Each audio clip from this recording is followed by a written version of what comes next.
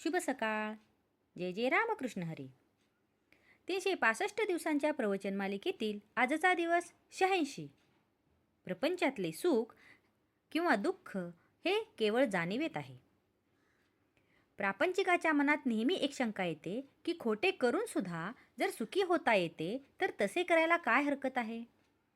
सन्मार्गाने गेला तरी माणूस दुःखी का होतो, अशी ही शंका आपल्याला येते.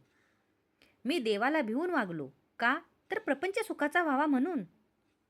देवाची एवढी खटपट करूनही जर सुखी होता येत नाही तर त्याचा उपयोग काय.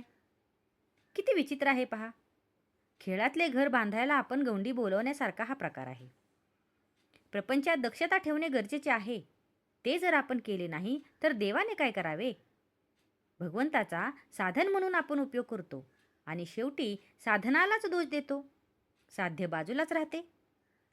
भगवंत विषय देईल पण त्याबरोबर त्याचे दुःखही देईल. एक जण मारुती रायाला सांगून चोरी करीत असते.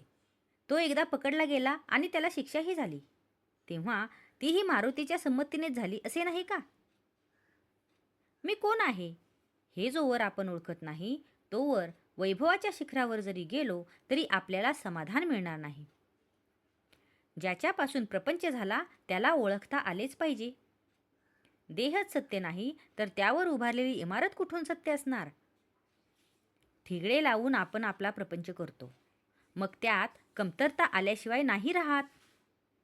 कोळसा उगाळून पांढरा रंग मिळेल हे म्हणणे जसे वेडेपणाचे आहे तसे प्रपंचात सुख मिळवीन हे म्हणणे आहे. सुखदुःख हे जाणीवेत आहे. आपल्याला मिळायचे तेवढेच मिळते, पण आपले हवे नको पण म्हणजे आपली वासना ती गेली की सुख आणि दुःख राहत नाही. वासना मारायला भगवंताचे अधिष्ठान हाच एक उपाय आहे. वासना ही लाडवलेल्या कुत्र्याप्रमाणे आहे. तिला नुसते हाड करून ती बाजूला होत नाही, पण तेही बरोबरच आहे कारण आपण तिलाच लाडावून ठेवले आहे. म्हणून भगवंताच्या पूजेच्या वेळीसुद्धा ती देवघरात येते. शिवाय वाईट वासनेमध्ये चांगल्या वासनेला मारण्याचे बळ आहे, कारण आपण स्वतः वाईट वासनेच्या बाजूचे आहोत. वासना ही कोणत्याही उपायाने तृप्त होण्यासारखी नसून आपण जर भगवंताजवळ वास ठेवला तरच ती नष्ट होते. मी करता नसून परमात्मा करता आहे अशी भावना झाल्याशिवाय मन भगवंताला अर्पण होणार नाही.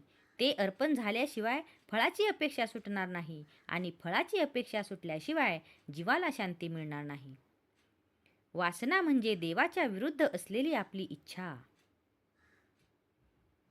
आजचा हा भाग तुम्हाला कसा वाटला हे कमेंट करून नक्की सांगा. कमेंटमध्ये लिहा. जय जय रामकृष्ण हरी.